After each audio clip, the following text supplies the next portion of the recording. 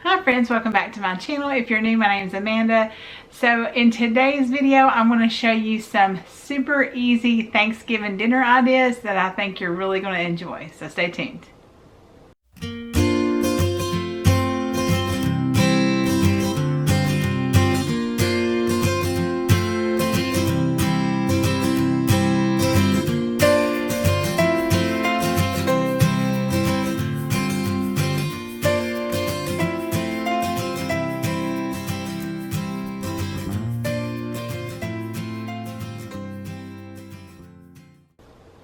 So guys, I have two really easy Thanksgiving dinner ideas for you.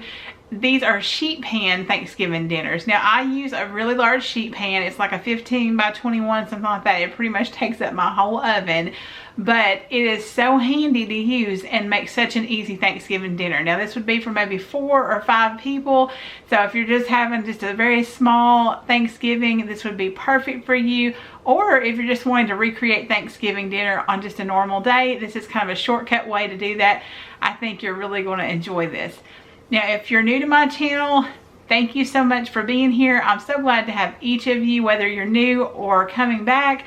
I do all kinds of what's for dinner, recipes. It's all about the food here.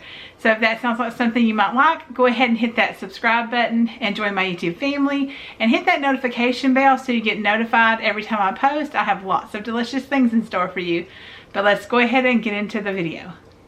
So we're going to get started on our first sheet pan Thanksgiving dinner. And y'all, being on the sheet pan, it just makes it so much easier, and these go way quicker than spending the whole day cooking in the kitchen. So if you're looking for something quick and easy, these are the recipes for you. But I'm just chopping up my onion and carrots here that I want to use in my dressing or stuffing, whichever one you want to call it. And we're actually going to only use like 2 or 3 of those carrots and half of the onion. I just went ahead and chopped all of them up so I could have them on hand. I thought I may use it in a soup or something like that, so it'd be handy to go ahead and have them all chopped up. Now I've just got some melted butter in there, and it looks a little different because it's actually like spreadable butter that I have that's mixed with like sunflower oil, I think, or something. I needed to use that up, and it worked perfect for this, so I was glad to find a purpose for it. And I'm just going to saute these ideally until they're just softened. I was actually doing some things with the sweet potatoes as well during this, and I let them go a little too long. But that's okay. It's just kind of caramelized, and it'll add some additional flavor. It tasted just fine in there. Now we've got some sweet potatoes that I have microwaved. You could also choose to boil these on the stove, but the recipe that I'm using, which I'll have linked down below, mentioned just going ahead and microwaving them, so that's what I did. I've got some cinnamon and butter and brown sugar that are going in there, as well as 1 egg and a little bit of milk. And you're basically just going to mash that all together just to the consistency you like. You could use a hand mixer if you want them really smooth, or if you want them a little more on the kind of chunky side, you know, a potato masher would be fine.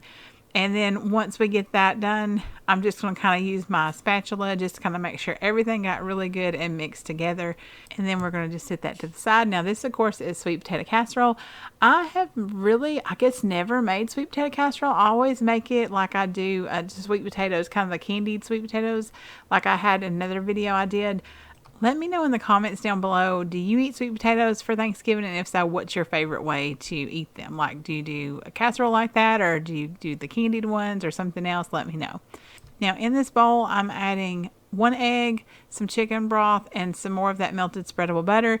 The recipe told you to do this in a separate bowl. I kind of started to not do it that way, and I thought, well, since the recipe said I'll go ahead and do that, I should just listen to my first instinct, because all the butter did was clump back up in almost like reform because of the coldness of the egg, and also the chicken broth was out of the refrigerator for me. So I honestly would just add it all to one bowl.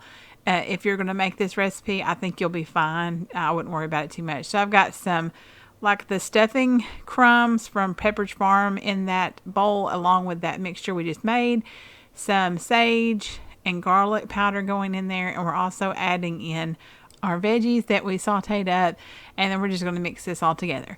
Now I did do a little over the broth that the recipe called for. I think the recipe called for like a half a cup, and I probably did closer to 3/4 a cup.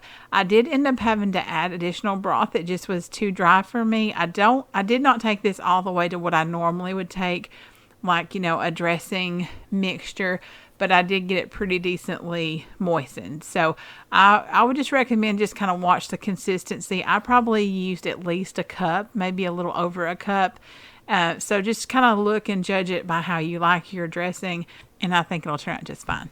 Now these are the turkey tenderloins I'm using. So I actually bought these. The recipe I'm using actually called for a 4-pound boneless skin on turkey breast.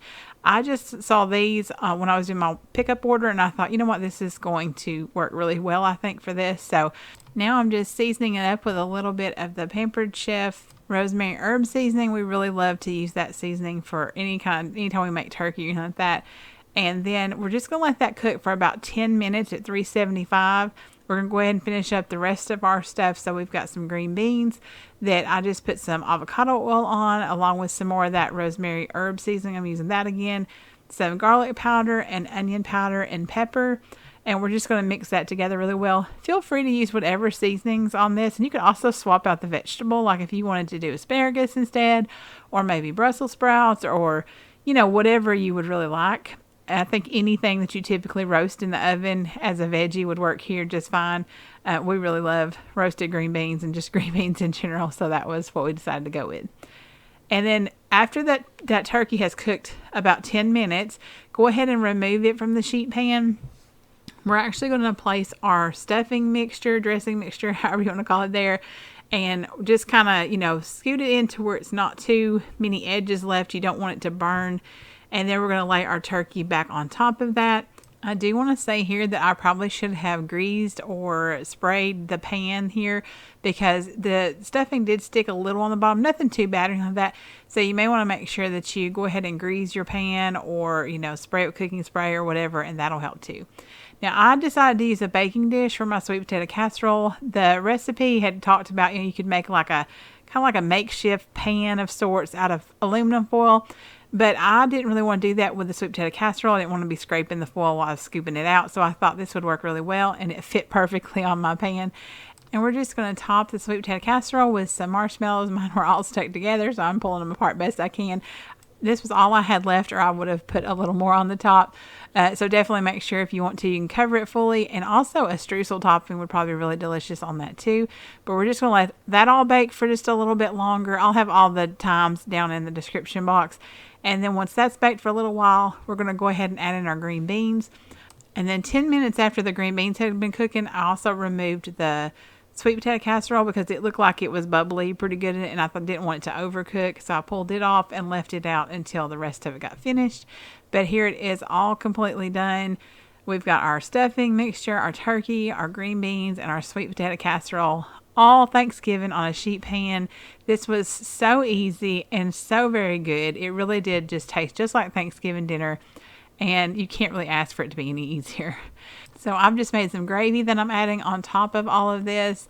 Gravy makes it all better, of course. I love gravy at Thanksgiving. Well, really anytime, but especially at Thanksgiving. And I've also got some cranberry sauce there. It was just from a can. But I will show you how to make the gravy in the next sheet pan meal, so stay tuned for that. So in our second sheet pan meal, we're going to be making such an easy meal. This really is like a throw together kind of thing. Your most time on this is going to be chopping your veggies. So I'm just chopping up some carrots and some potatoes. I'm also going to use some frozen Brussels sprouts that I have. Again, this can be anything you want, any vegetable mixture that you want. You could do butternut squash, you could do sweet potatoes, you could do all kinds of stuff. So definitely make this your own. The only thing you need to make sure is that everything kind of will get done at the same time. That's why, if you can see there, that I'm cutting my potatoes in fairly small bite-sized pieces. You want those potatoes pretty small, not in a fine dice, but pretty small bite-sized pieces, because they will never cook in time if you don't do that. Now, if you need to, if you feel like you may have cut them a little too big, you could always put them in first and let them bake for a little bit before you put your stuffed turkey in there too. So I'm just adding a little bit of citrus herb seasoning on here, as well as some oil and some Parmesan cheese. And we're just going to mix that together really well and get that ready to put on our sheet pan. Now, I got these frozen stuffed turkey breasts from Sam's Club. They actually have like a stuffing mixture inside, along with celery and some cranberries, I believe it was. And so I thought, well, that would be perfect because you pretty much got your stuffing inside the turkey and then you just need your veggies. So I thought this would be a great thing, super simple.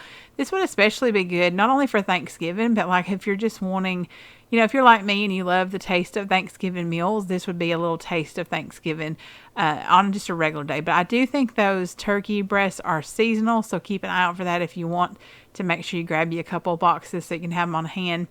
They're really handy because they actually come individually wrapped, and you'll see that here in just a minute.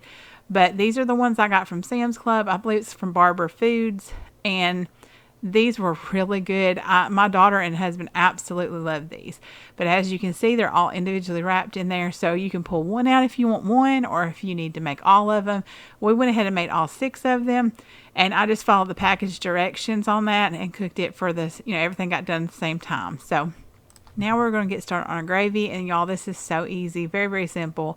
You just melt a half a stick of butter and then add a 1/4 cup of flour.